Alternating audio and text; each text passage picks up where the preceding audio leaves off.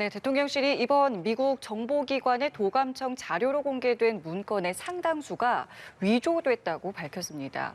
또 도감청 의혹과 대통령실 이전을 연관짓는 야당의 주장에 대해선 국민 선동이자 한미 동맹을 흔드는 자해 행위라고 비판했습니다. 민주당은 이런 대통령실의 입장에 강하게 반발하고 있습니다. 관련 내용 포함한 정치권 이슈들 최수영 시사평론가, 김성환 시사평론가와 함께 말씀 들어보겠습니다. 두 분 어서 오십시오. 안녕하세요. 안녕하세요. 네, 대통령실이 도감청 자료라며 공개된 이번 문건의 상당수가 위조라는 입장을 밝혔는데요. 먼저 김태우 국가안보실 1차장의 발언을 듣고 대담을 시작하겠습니다. 양국의 견해가 일치합니다. 공개된 정보의 상당수가 위조되었다. 거기에 대해서 평가가 일치하고 한국 관련 내용들이 보도가 되고 있는데 그 내용도 사실과 합치하지 않는다고 않습니다. 보시나요? 한미 동맹에 있어서 이게 변수가 될 수 있다고 보시는지 좀 궁금합니다. 변수가 될 수가 없죠.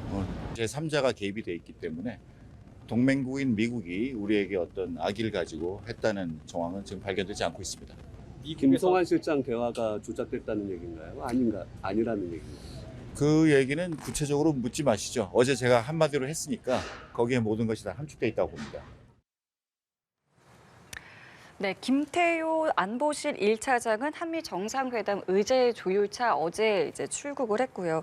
출국 전의 모습 그리고 워싱턴에 도착한 이후에 이 어떤 녹취를 저희가 함께 좀 들으셨는데 일단 내용을 보면 이렇습니다. 공개된 정보의 상당수는 위조가 됐고 여기에 대해서 우리나라와 미국의 의견이 일치했다라는 건데요. 어떻게 좀 들으셨습니까?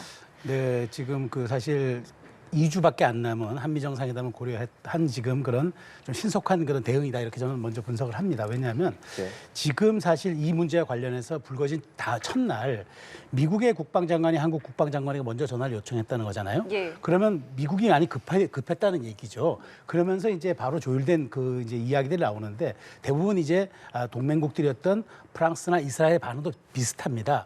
상당 부분 이것이 이제 위조되었다. 그러면 일부는 인정하다. 그러니까 형식이라든가 내용의 일부는 인정이 된다는 얘기겠죠. 예. 그리고 이것이 지금 나가서 공공 영역에서 돌아다니는 것이 변명의 여지가 없다고 미국 백악관 대변인이 얘기를 했기 때문에 그것까지는 인정하는 거죠. 그런데 상당 부분이라는 말은 무엇이냐? 결국은 어떤 이 문건의 해킹으로 이것으로 이득을 보는 존재가 있을 것이라는 얘기죠. 어떤 사안이 벌어졌을 때는 분명히 그것으로 이득을 보는 존재가 있지 않습니까? 그렇다면 이거는 그 동맹의 이간질을 바라는 어떤 배후 세력이 있을 것이다라는 추론이 가능하다. 이렇게 놓고 본다면은 그것이 상당 부분 위조됐던 정황들이 있다. 다시 말하자면은 지금 우크라이나 전쟁 대부분 지금 노출된 이 사안들이 우크라이나 전쟁과 관련된 그런 동맹국들의 이야기들이거든요. 거기 보면은 대부분 우크라이나의 전쟁의 승리를 바라는 그런 동맹국들의 얘기들이 나와 있는데 거기에 보면은 러시아에서 죽었다 전사했다는 전사자들의 숫자가 좀 줄어 있다거나 이렇게 좀 왜곡된 흔적이 보인다는 거죠. 그렇다면 이게 오염된 흔적이 있기 때문에 일정 부분 나간 것을 우리가 인정하지만 여기에 대해서 어떤 의도를 갖고 이게 접근했기 때문에 이게 누가 이득을 볼 것이냐. 그렇다면 이거는 동맹의 이간질을 바라는 사람들이 원하는 방식이기 때문에 네. 우리가 이 상당 부분 위조된 것을 우리가 공동 대응하겠다 이렇게 조율이 된 것이 있어요. 특히나 우리 지금 한국 입장에서는 딱 2주로 다가온 때 한미 정상회담에서 이른바 웹도독, 꼬리가 몸통을 흔드는 현상이 나타나면 안 되지 않습니까? 이게 본질이 아닌데 마치 한미 정상회담의 성과가 희석되거나 잘못하면 부정적으로 비칠 수 있는 이것들에 대해서 사전에 미리 진화하고 가는 게 맞겠다. 다만 이런 점에 대해서 저는 그럼에도 불구하고 우리 정부가 물밑으로는 네. 미국 정부의 항의하는 모습과 그다음에 이 부분에 대해서 재발 방지를 요청하면서 우리 협상에 좀 레버리지 일종의 지렛대로 좀 사용하는 그런 말하자면 투트랙 전략으로 가는 게 맞지 않겠느냐라는 네. 생각이 듭니다. 김태우 차장이 워싱턴 도착한 뒤에 미국이 악의를 갖고 있다는 정황은 발견되지 않았다라고 하면서 제3자 개입 가능성도 이제 제기를 한 상황이에요. 어떻게 좀 발언들을 들으셨는지요? 워싱턴 투파운드라고 만난 자리에서 이 질문 나오니까 굉장히 불쾌하다는 반응 보였다는 거 아닙니까? 더 이상 질문하지 말라 뭐 이런 식의 태도까지 보였다고 하는데요. 악이라는 게 뭡니까? 그러니까 도감청이 악의적으로 이루어지는 것과 선하게 이루어지는 도감청을 어떻게 구분할 수 있습니까? 지금 본질은 도감청이 이루어졌느냐 아니냐 이거 아니에요. 그러니까 우리가 혈맹이라고까지 얘기하는 미국이 한국 정부 특히 대통령실을 도감청했다는 얘기가 되는 거잖아요. 그 내용이 정보기관에서 생산한 문건이 지금 어떤 방식을 통해서든 어떤 경로를 통해서든 외부로 유출이 됐다고 하는 거고요. 앞서 말씀하셨던 것처럼 존 커비 NSC 전략소통조정관도 사실 공공 영역에 있어서는 안 되는 문건이다 이렇게 얘기를 했단 말이에요. 사실상 미국 정보기관이 생산한 문건이라는 걸 인정하고 있는 상황입니다. 근데 일부 이변조가 있다 이렇게 얘기를 하고 있는데 그 일부가 뭔지는 잘 모르겠어요. 그런데 우리 정부가 이런 부분에 있어서 대응할 때 물론 뭐 치열한 첩보 전쟁이 벌어지고 있는 영역이기 때문에 우리도 뭐 도감청하지 말라는 법도 없는 상황이기도 하니까요. 그런 일들이 벌어지고 있다는 사실은 인정할 수밖에 없다 하더라도 이렇게 공개된 상황에서는 어떤 방식으로든 외교적 액션을 취해야 되는 거예요. 근데 이게 마치 없는 일처럼 만든다거나 누가 위반조했기 때문에 이건 아무 일 없는 것처럼 얘기를 할 수는 없는 거란 말이에요. 그러니까 과거에도 역시 마찬가지였어요. 2013년도에도 그때도 이런 도감청 문제가 제기가 됐을 때 그때는 굉장히 그 동맹들이 항의를 굉장히 많이 했어요. 오바마 대통령이 다시는 이런 일 하지 않겠다고까지 약속을 했단 말이에요. 그러니까 최소한 그 정도 액션은 보여야 되는 거 아닙니까? 근데 한미 동맹이라는 거 얘기하고 이런 문제 제기를 하는 것을 우리가 한미 동맹을 훼손하는 것이다. 이렇게 하면서 야당을 공격하거나 이런 식의 태도를 보이는 게 타당한 것이냐. 이런 부분에 대한 얘기를 안 할 수가 없고요. 전 또 우려스러운 점이 뭐냐면요. 지금 어떤 방식으로든 유출된 게 한 100건 정도 된다는 거 아닙니까? 그런데 몇 건이 더 유출됐는지 아무도 모른다는 거예요. 근데 거기에 만약에 우리 정부와 관련돼 있는 내용이 또 들어가 있으면 어떡할 겁니까? 그것도 또 위조됐다고 막 화를 낼 겁니까? 그럼 왜 이렇게 근시안적으로 대처를 하는지 모르겠어요. 이런 식으로 대처하면 나중에 가서 오히려 더 큰 논란을 만들 가능성이 굉장히 높다. 그러니까 일본과 제3자 배상안 문제 얘기했을 때에도 성에 있는 호응 기대하겠다고 얘기를 하고 난 다음에 막상 일본 정부에서 나오는 얘기들 보니까 오히려 뒷감당이 안 되는 상황이 왔던 거잖아요. 우리가 쌀을 말로 갖다 줬더니 오히려 뺨 맞는 상황이 와버렸는데 똑같이 지금 미국하고도 마찬가지잖아요. 한미 정상회담 앞두고 있다고 하더라도 이런 식으로 대처하면 나중에 가서 우리 정부에 더 큰 부담으로 되돌아올 수 있다. 얘기할 건 얘기해야 하는 상황이다 이렇게 보입니다. 예, 사실관계 확인이 우선이라고 했었잖아요. 그리고 하루 만에 조금 더 확고한 입장을 내고 있는 대통령실입니다. 그렇기 때문에 지금 뭐 악의를 갖고 했다는 정황은 발견되지 않았다 이런 내용에서 봤을 때 그래서 도감청을 했다는 건 인정을 하는 건가 혹은 그 자체도 아예 아니라고 하는 건가 이 부분에 대해서 조금 헷갈리는 감이 있어요. 이게 이제 외교에서 말하는 예. 이른바 NCND 전략이죠. 시인도 부인도 안 하는 것. 이제 사실은 외교라는 게 이렇습니다. 그러니까 앞문을 잠글 때는 뒷문을 열어놓고 잠급니다. 그러니까 이게 최소한 어떤 우리가 그 트랙을 만들어 놓고 이렇게 얘기를 하는데 지금 우리가 솔직히 말씀드리면 13일밖에 남지 않지 않았습니까? 이제 우리 그 한미 정상회담이 예. 이걸 앞두고 우리 정부가 여기에 대해서 공개적으로 이를테면은 세게 얘기를 한다. 그러면은 사실은 미국 정부가 뭐 인정할 건 인정할 수도 있겠지만 예. 이게 굉장히 의제 설정에 부담이 될 겁니다. 그러면 우리가 세게 제기를 해버리면 또 어떤 일이 있느냐? 제가 아까 웹도독이라는 말씀을 드렸는데 그러면 한미 정상회담 있을 때 이 부분에 대해서 윤석열 대통령이 어떤 입장을 취했느냐고 바이든 대통령이 어떻게 얘기했느냐가 최대 또 핵심 쟁점이 될 겁니다. 그렇다면 정말 우리가 한미 정상회담으로 풀어야 되고 그러니까 지금 IRA라든가 여러 가지 지금 산적했던 정말 우리 현안들은 국민들 관심 바뀌고 여기에 대해서만 모든 관심이 집중될 거예요. 그러니까 제가 말씀드린 거는 이렇게 정부가 말하자면 미국 정부와 같이 한 호흡으로 완보이스로 이렇게 앞으로 우리가 정부가 재발 방지를 약속하기 전에는 먼저 사실관계 조사가 우선이니까 네. 지금 국방부가 법무부에 공식 요청했다는 거 아니겠습니까? 예. 근데 물론 시간은 좀 걸릴 수 있을 겁니다. 왜냐하면 여기에 접근할 수 있는 비밀인가 취급자만 뭐 10,000명이 넘는다고 하니까 뭐 굉장히 여기에 대해서 사실관계 조사는 좀 걸리겠죠. 그럼에도 불구하고 미국도 세계를 어떤 이끌어내는 자유 진영 국가의 리더라면은 리더답게 결과를 내놓을 겁니다. 근데 그때까지 우리 정부가 말하자면은 외교적으로 너무 공세를 펼쳐버리면은 13일밖에 안 남은 한미 정상회담이 악영향이 있을 수밖에 없고 윤 대통령이 취임 일성으로 이야기했던 한미 동맹 강화가 사실은 지금의 그 성과의 종점을 찍으러 1년에 와 있는 상황에서 그 부분이 저는 희석될 수 있는 우려가 작성했다는 거죠. 그래서 저는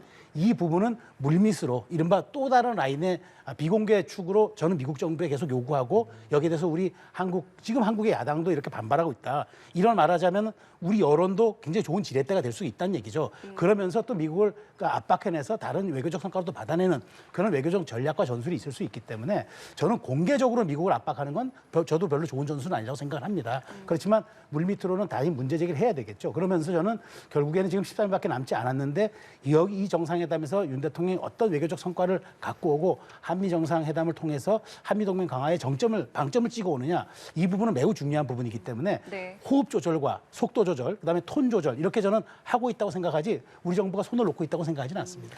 네, 이 이 예, 말씀 안 말씀하시죠. 드릴 수가 없는데 외교 말씀하셨으니까 제가 우리 정부가 어떻게 외교적 대응을 해야 하는지 이게 아다르고 어다른 건데요. 우리 정부가 이게 만약에 도감청으로 이루어진 문건이라고 한다면 유감이다. 이거 왜 얘기 못 합니까? 이 정도는 할 수 있는 거잖아요. 여기에 대해서 강력하게 항의한다거나 그런 어떤 외교적 수사를 동원해가지고 미국을 압박한다거나 이것까지는 가지 않는다 하더라도 최소한 이런 부분에 대한 우려 표명을 해야 되는 거죠. 그건 너무 당연한 거 아닙니까? 그게 우리 한국의 실익이나 국익 외교를 위해서 필요한 부분이기도 하고요. 우리 대통령실을 다 미국 정부가 들여다본다? 말도 안 되는 얘기 아닙니까? 그러니까 그런 부분에 대해서 우려 표명을 해야 하는 것이다.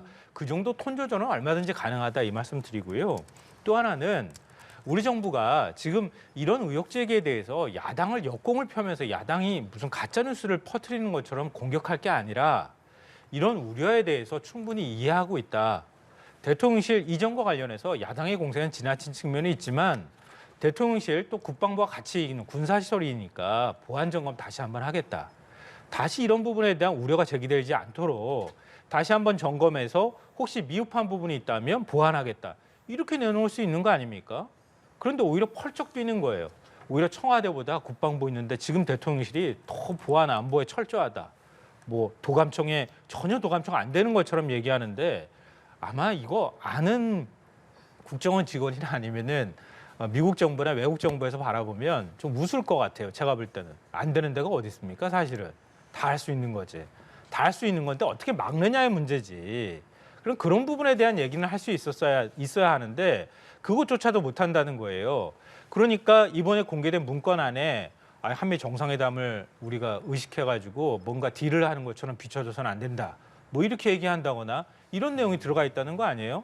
그러니까 모든 초점이 미국 국빈 방문해서 윤석열 대통령이 어떤 모습을 보일 것인가 여기에 자꾸 초점이 맞춰지면 이 문제에 대한 본질이 흐려진다는 거예요. 근데 우리 대통령실은 거기에만 관심이 가 있는 거 아닌가 그런 생각이 듭니다. 예. 물론 그러니까 예, 저희가 정치권 이야기도 네. 지금 어떤지 살펴보고 두 분께 다시 한번 발언 기회를 네. 드릴게요. 정치권 공방도 계속되고 있는데 어떤 발언들이 나오는지 함께 보시죠. 동맹을 흔드는 세력이 대체 누구입니까? 기가 막힙니다. 정부가 국민께 제대로 설명하고 동맹국에게 적극적으로 항의해 바로잡는 게 우선입니다. 객관적 상황들을 보면 실제로 도청이 이루어졌을 가능성을 배제하기 어렵습니다.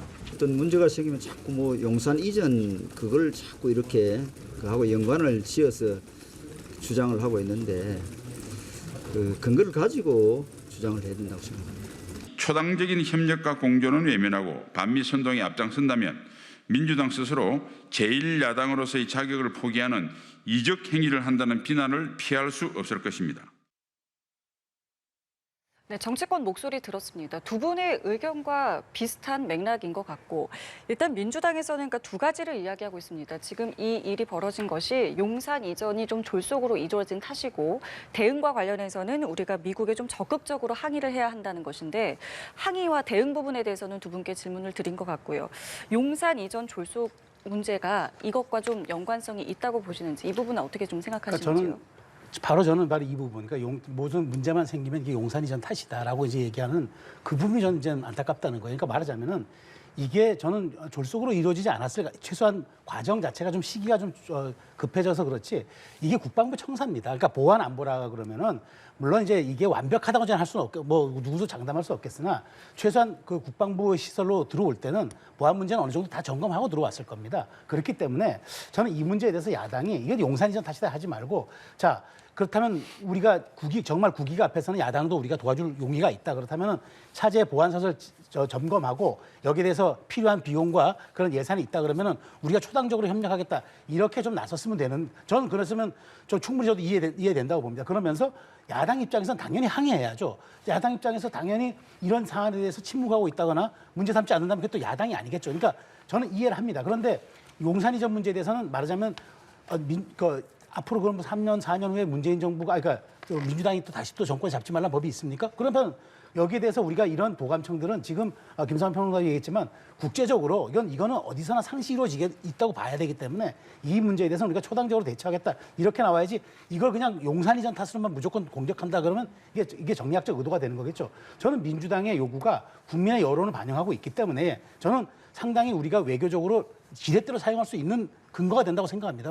제가 말씀드렸듯이 비공개로 미국에 얘기할 때 봐라 우리 지금 여론이 이렇다 이럼에도 불구하고 우리는 미국과의 동맹관계, 신의 관계 때문에 우리가 공개적으로 문제 안 삼는 거니까 이 부분에 대해서는 미국도 좀 책임 있는 어떤 우리에게 좀 답변이라든가 행동을 보여달라. 물 밑으로는 충분히 요구할 수 있는 것 아니겠습니까? 그래서 제가 외교에서는 앞문과 뒷문이 있는 법이라고 말씀드렸는데 네. 저는 민주당의 어떤 말하자면은 그 국익 차원에서 혹은 국가적 자존심 차원에서 미국에 당당하게 요구해라. 저는 이 말은 동의할 수 있습니다. 그럼에도 불구하고 이 문제가 무조건 용산으로 졸속으로 이전됐기 때문에 마치 벌어진 일이냐 공격하는 거는 그건 부당한 거고 사실은 그러면 이 문제의 본질도 제대로 보지 못하고 있는 겁니다. 오히려 이런 문제에 대해서는 정치는 국경에서 멈춘다는 말처럼 정말 여기에 대해서는 자 이런 보안 문제 대통령실 점검하십시오.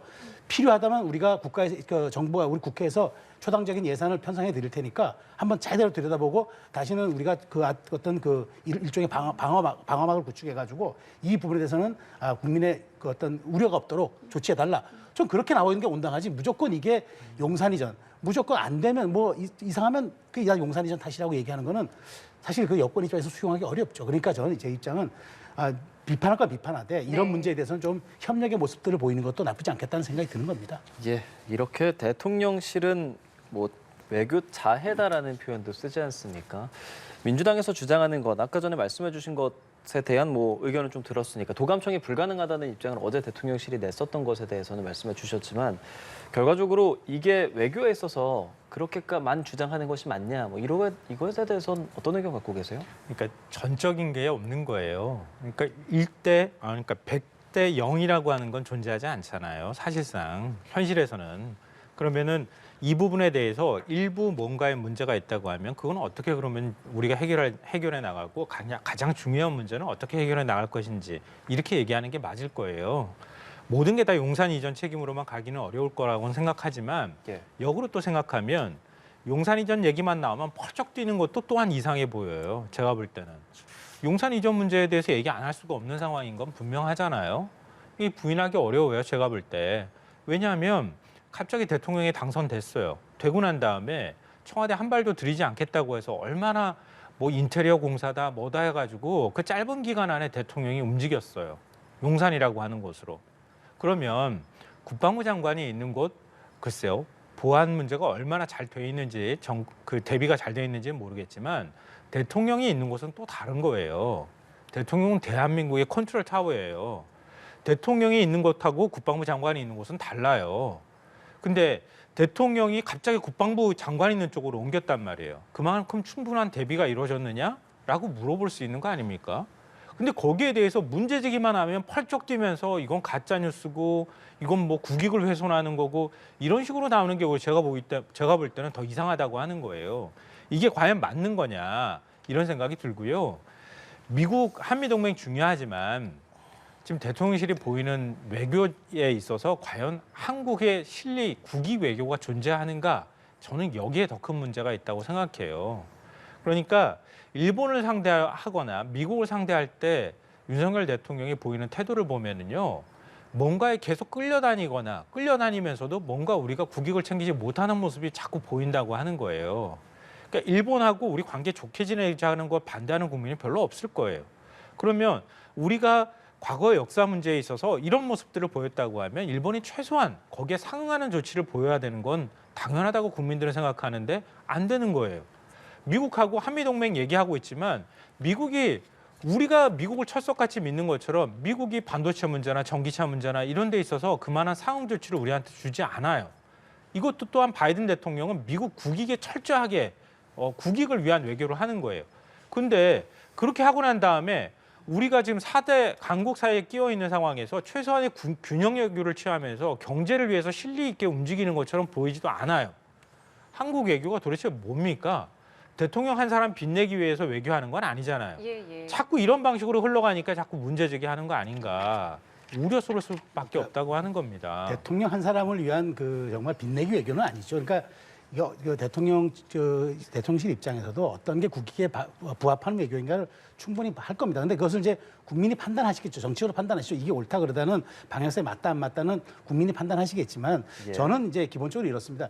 어쨌든 윤석열 대통령이 지금 우리가 여러 가지 처한 지금 국제 정세 속에서 한미 동맹 강화가 우선이고 그거를 축으로 해서 그걸 인치핀으로 해가지고 우리가 동북아 정세에 기여할 수 있는 게 있다 그러면 그 방향으로 가겠다. 저는 어쨌든 그게 취임사에서도 밝혔기 때문에 그 방향이 맞는데 지금 거기에 대한 정점을 찍는 바로 외교 그 마지막 순방의 핵심적인 그 사안이 바로 이제 2주 후 앞으로 다가왔다는 거죠. 그 점에서 여러 가지 사안들을 우리가 종합적으로 고려할 수밖에 없고 그게 정세 판단 측면에서도 좀 우리가 여러 가지 정부적 판단 그다음에 그것이 아까 속도 조절, 톤 조절 제가 방향 조절 얘기했는데 그런 것들이 고려된 것으로 평가해 주셔야지 대통령 한 사람이 오직 빛내기 위한 그런 외교다라는 말씀은 사실 제가 좀 동의하기 어렵습니다. 정치권에서 워낙 많은 이야기들이 관련해서 나오고 있으니까요. 평론가님께 그럼 하나 더 여쭤보고 싶은 게 여당 안에서 다양한 목소리가 나오지만 안철수 의원이 우방국에 대한 당당한 태도가 필요하다. 위조라는 막연한 설명만으로는 국민을 불식시키는데 한계가 있다. 이런 입장을 냈어요. 이런 입장에 대한 의견도 궁금하지만 이걸 말한 사람이 이게 안철수 의원이기 때문에 현실 정치에 또 안철수 의원이 다시 또 어떤 입장을 내는 건가 뭐 이런 다양한 의견들이 나오고 있어서요. 평론가님 입장 좀 들어볼게요. 네, 전 두 가지 측면으로 봅니다.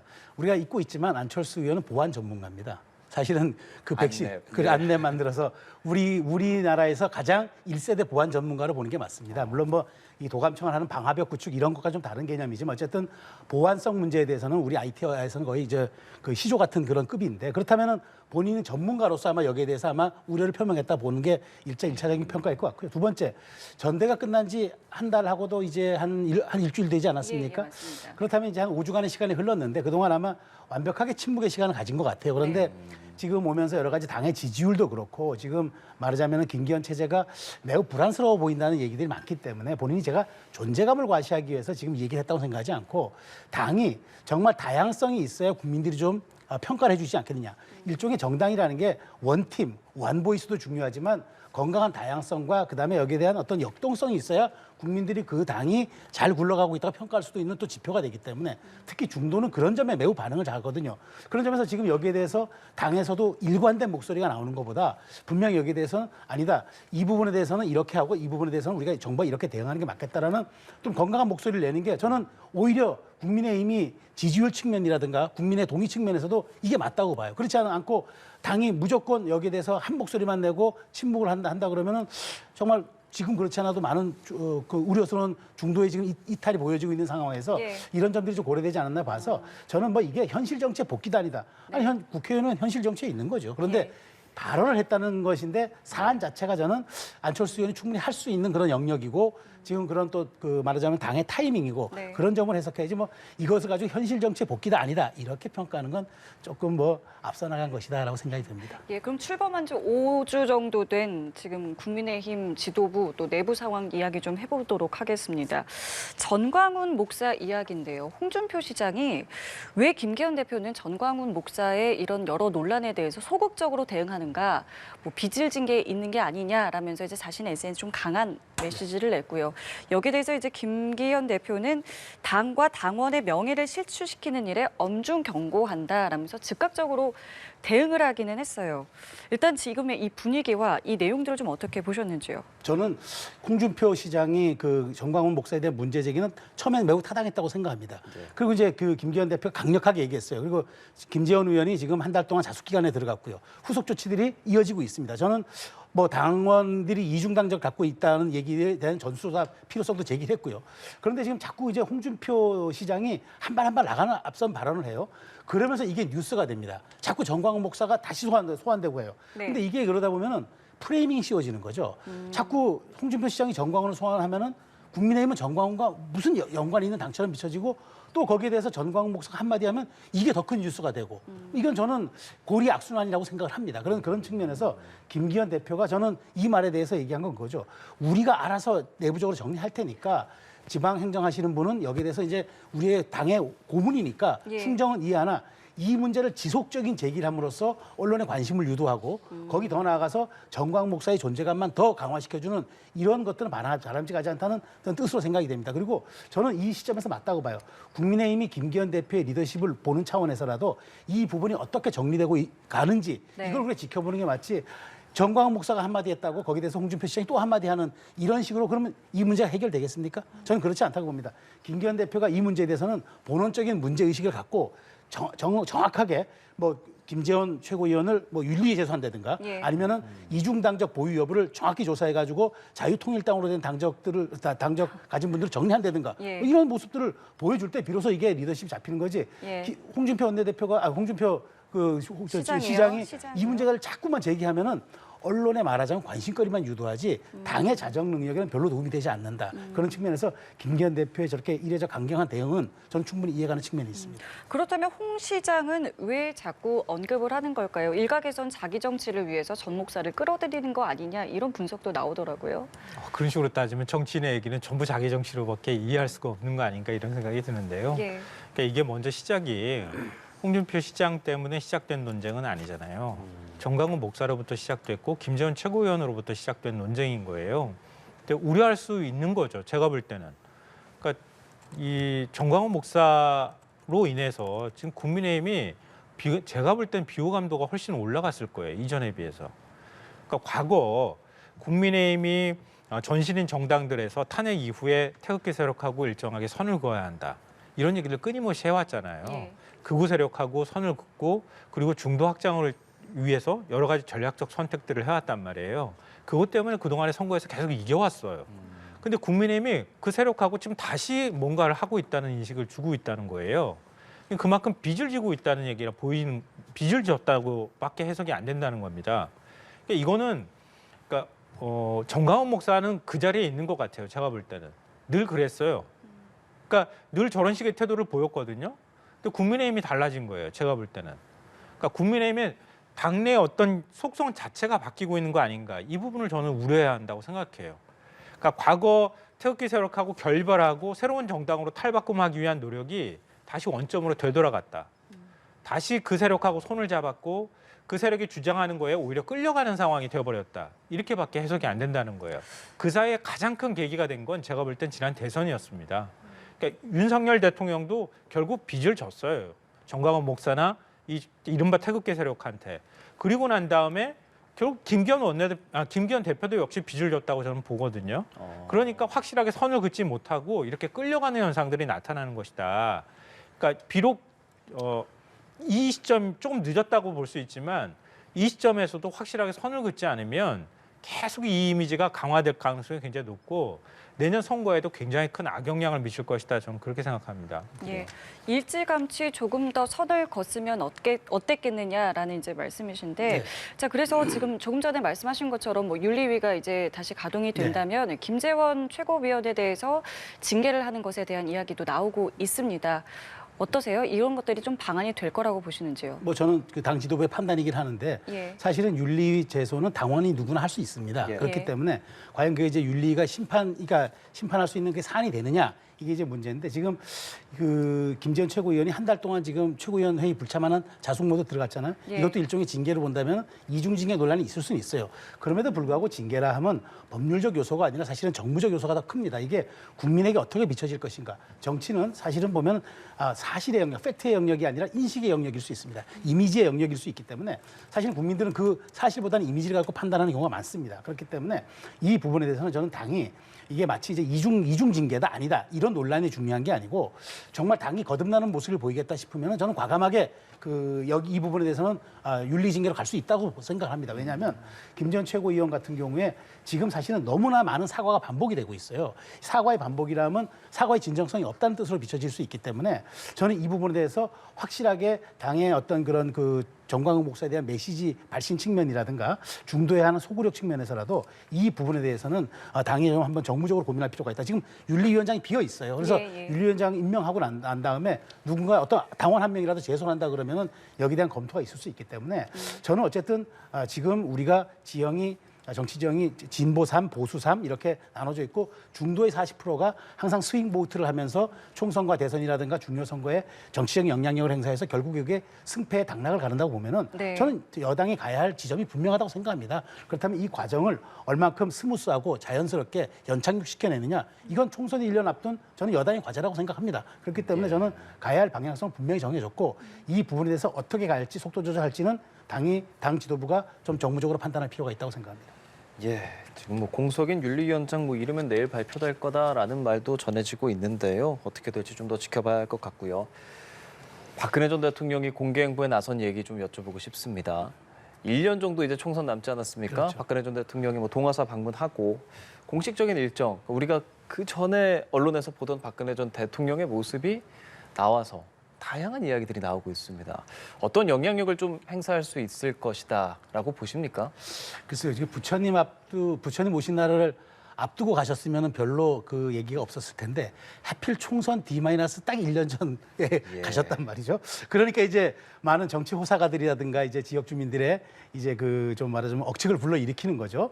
그리고 이제 더군다나 지지자 수백 명이 나와서 대통령 다시 하셔야 한다라는 그런 뭐 부고까지 했다고 그래요. 대통령께서 박 전 대통령께서는 아무런 언급도 하지 않으셨다고 하는데 어쨌든 박근혜 전 대통령께서 지금 이렇게 다시 정치 무대의 전면은 아니지만 저렇게 대중의 앞에 모습을 드러냈다는 거는 뭐 우리가 흔히 얘기하는 말하자면 저게 그냥 했던 일은 아닌 거죠.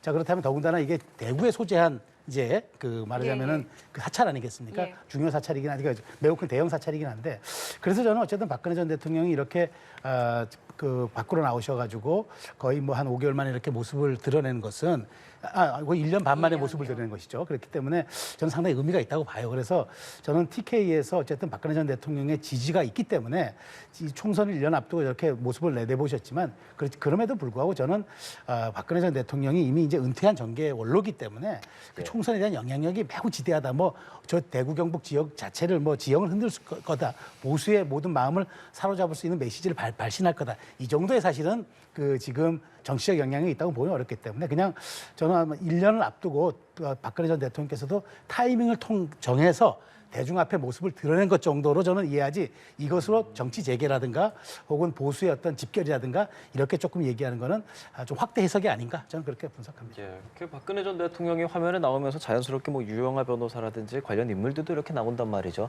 1년을 앞둔 시기에 모습을 드러낸 것 과한 해석일까요? 어떨까요? 전혀 정책 해석이 불가능하다고 보이지는 않아요. 그러니까 나름 정책 해석을 원하는 방향으로 움직였다. 여기까지는 해석이 충분히 가능할 것 같거든요. 그런데 그러니까 박근혜 전 대통령에 대한 대구 경북 시민들, 지역 주민들의 감정은 굉장히 여러 가지 복잡할 것 같아요. 제가 볼 때는. 그러니까 대구 경북의 상징적인 존재로 남아서 계속 이곳에 거주하면서 사람들의 마음을 좀 보듬어 줄 수 있는 존재였으면 좋겠다. 여기까지는 충분히 생각할 수 있다고 보는데요. 다만 박 전 대통령이 정치적 영향력을 행사하는 것에 대해서는 굉장히 큰 거부감이 좀 있을 거라고 봐요. 또 그 정도 영향력이 있다고 하면 유영하 변호사 앞서 뭐 화면에도 나오던데요. 유영하 변호사 대구시장 벌써 됐을 거예요. 제가 볼 때는. 그러니까 대구 시민들이 그 정도 민도를 갖고 있다고 생각하지는 않아요. 제가 볼 때는.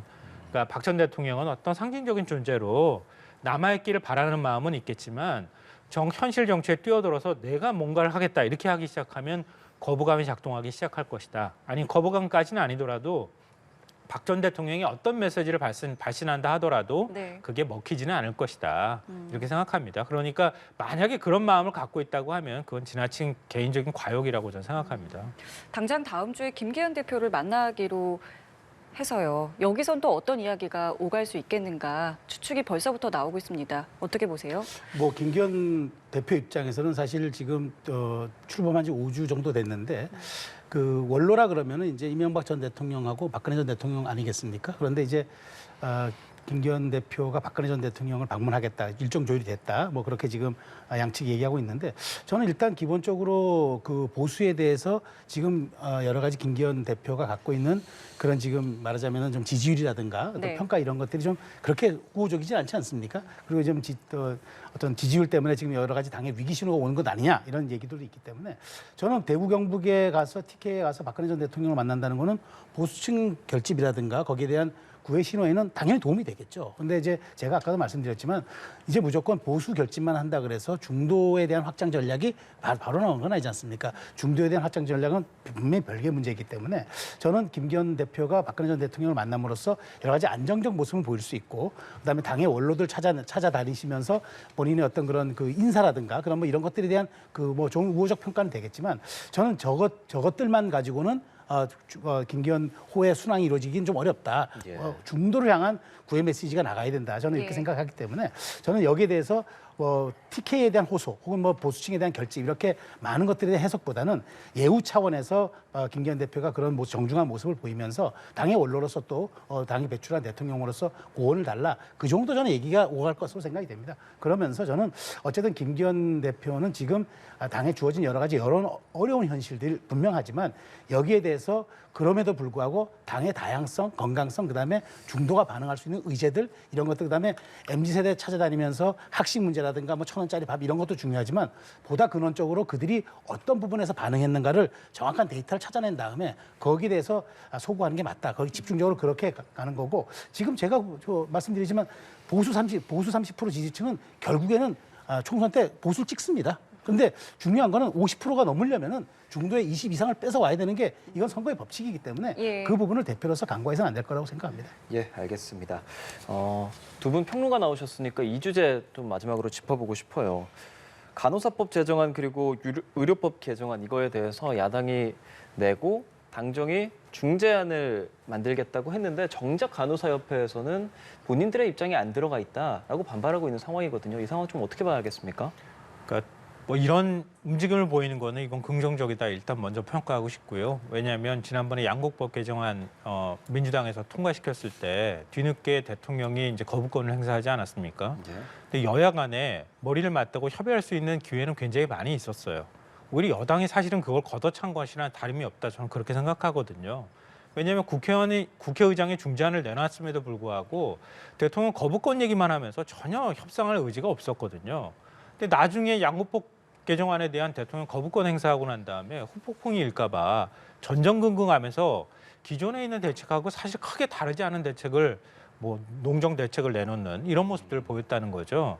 그러니까 이미 악재로 반영이 돼버리는 이런 상황이 벌어지니까 예. 이번 같은 경우에도 대통령이 거부권을 또 행사하는 사태까지 벌어지면 또 다른 부담으로 작용할 것이다. 이런 생각들이 있었을 거라고 봐요. 예. 그러니까 어찌됐든 간에 중재안을 내놓겠다고 해서 일종의 여당안을 내놨다고 보이는데요. 다만 본질이 희석이 돼버렸어요. 제가 볼 때는. 예. 왜냐하면 간호법 제정이 나왔던 가장 근본적인 배경에는 사실 초고령화 사회가 돼가고 있고 지역 의료 돌봄 서비스가 필요한 상황이라고 하는 거예요. 근데 지금 지역에 있는 종합병원에도 의사가 부족해가지고 의사가 없는 상태예요. 그런데 간호사는 의사의 지시에 따라서만 어떤 의료 행위를 할 수밖에 없단 말이에요. 의사도 없는데 그럼 간호사가 어떡하라는 얘기예요. 지역 공공의도 지금 부족한 상황인데 그럼 간호사가 뭐 독자적으로 처방을 한다거나 이런 건 못한다 하더라도 최소한 노인 가정들을 방문하고 체열을 한다거나 가장 기본적인 필수 의료 정도는 할 수 있도록 열어줘야 되는 건 아닙니까? 그리고 간호사 처우 문제도 얘기할 수 있어야 하는 거예요. 그런데 지금 중재안을 내는 거 보면 지역사회 업무 범위에서 지역사회라는 걸 쏙 빼버렸어요. 그럼 간호사는 그럼 어떻게 해야 됩니까? 지역사회에서 돌봄 서비스나 아니면 간호 서비스를 제공하기가 어려워지는 거예요, 오히려. 그리고 의사들이 금고 이상형을 받았을 때 의사 면허가 취소되게 하는 것, 그 국민 정서에도 부합하는 거예요. 변호사들도 다 그렇게 하거든요. 그것도 역시 성범죄나 강력범죄, 몇 가지 범죄로 축소시키면서 어중간하게 중재안을 만들어 놨단 말이에요. 그러니까 간호사들이 반발할 수밖에 없는 상황이라고 하는 거죠. 그러니까 본질은 사라지고 엉뚱하게 중재안을 내놨는데 그 중재안이라는 게 그냥 애매모호하게 그냥 봉합하는 수준으로 가니까 민주당에서 13일 날 그냥 처리하겠다 이렇게까지 얘기 나오는 거 아닙니까? 예. 근데 일단은 협상하겠다고 하는 태도들이 양쪽에 있기 때문에 지금 대충 양쪽의 의견을 모아가지고 우리가 만들겠다 이런 방식이 아니라 좀 당사자들하고 충분한 논의를 통해서 진짜 법 제정 취지를 살리는 방향으로 갔으면 좋겠습니다. 그게 윤석열 대통령의 약속이기도 했잖아요. 대선 공약으로. 예, 그럼 이거 애초에 야당이 낸 법안으로 가면 간호협회에서는 긍정적으로 생각하는 그런 사안인 겁니까? 그럼? 뭐 그렇게 간호협회는 원하는 것 같아요. 예. 그런데 저는 정치란 게 그렇지 않습니까? 양측의 직역간, 특히 직역간 갈등이 충돌할 때는 한 발씩 양보하는 쪽으로 중재안을 만드는 게 그게 정치의 영역입니다. 저는 오히려 정치 회복이라고 봅니다. 그래도 여당이 저렇게 공청회 열어가지고 대체 법안을 중재안 내놓는 자체가 저는 진일보했다고 보고요. 저는 그렇습니다.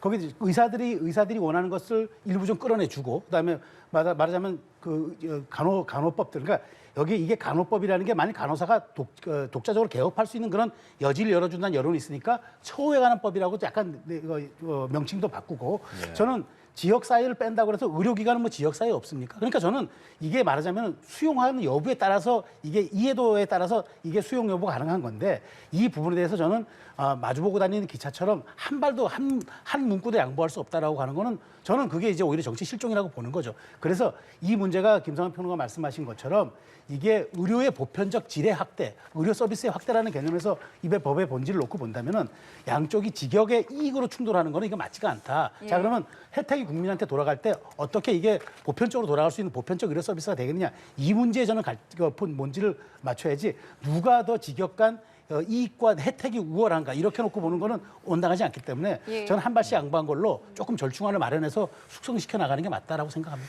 당장 내일이 이제 본회의고 민주당은 강행하겠다는 뜻을 굽히지 않고 있기 때문에 어떻게 진행되는지는 계속해서 지켜보도록 하겠습니다. 두 분과는 여기서 인사드릴게요. 최수영 시사평론가, 김성환 시사평론가였습니다. 고맙습니다. 잘 들었습니다.